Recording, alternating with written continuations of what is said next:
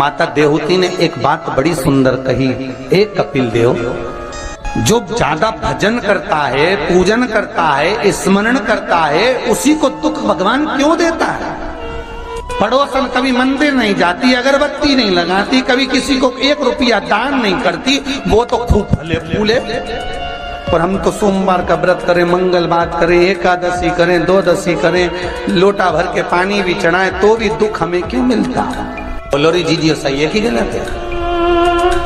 उसका उत्तर कपिल देव जी महाराज ने दिया, मां सुनो,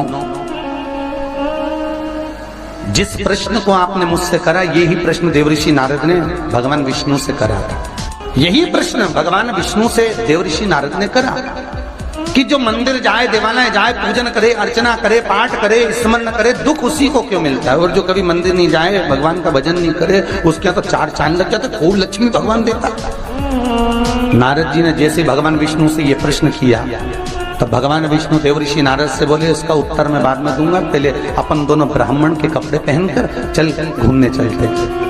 और देवऋषि नारद को ब्राह्मण के कपड़े पहना दिए, भगवान विष्णु ने ब्राह्मण के कपड़े पहन लिए, दोनों घूमने के लिए चल दिए। जाते जाते एक सेठ जी का दरवाजा मिला, एक बहुत बड़ा बंगला, बहुत बड़ा घर, और वहां जाकर भगवान विष्णु ने नारद जी से कहा, भूख लग रही है, कुछ मांग ले। सेठ जी क्या? नारद जी ने आवाज लगाई, भिक्षाम देही। सेठ जी निकल के बाहर आए, क्या है बाबा? हमें भूख लगी है, थोड़ा सा कुछ दे दीजिए। सेठ जी बोले, तेरा बाप रख के गया है, दे दीजिए। निकल यहां से बाहर। आ गए भिखारी, भीख मंगे, चल निकलो यहां से बाहर। नारद जी के तो कांटे से खून नहीं। नारद जी भगवान विष्णु को देख रहा है, भगवान विष्णु नारद को देख रहा है। विष्णु जी ने नारद जी का हाथ पकड़ा, लेकर चल दिए वापस।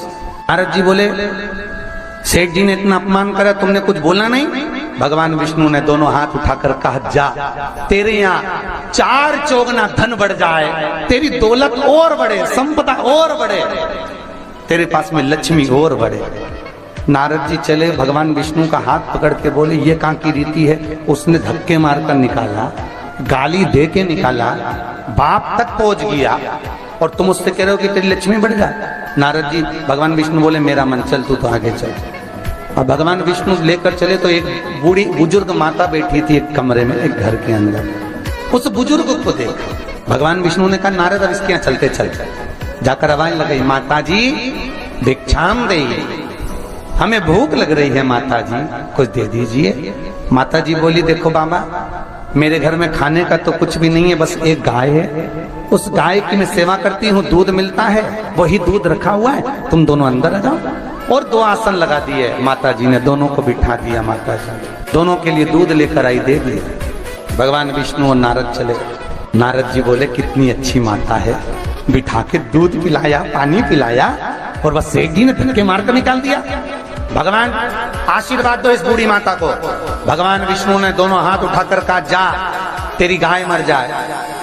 अब तो और कांटे से खून नहीं। भगवान देवऋषि नारद ने कहा, प्रभु तुम्हारा ये स्वरूप मुझे बहुत बुरा लगा।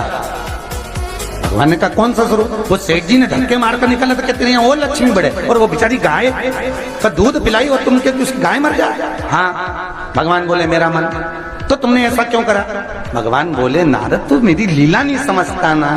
नारद जी बोले, कभी समझूंगा भी नहीं, पहले बताओ ये क्यों हुआ, लीला जाने दो, मुझे तो ये बताओ।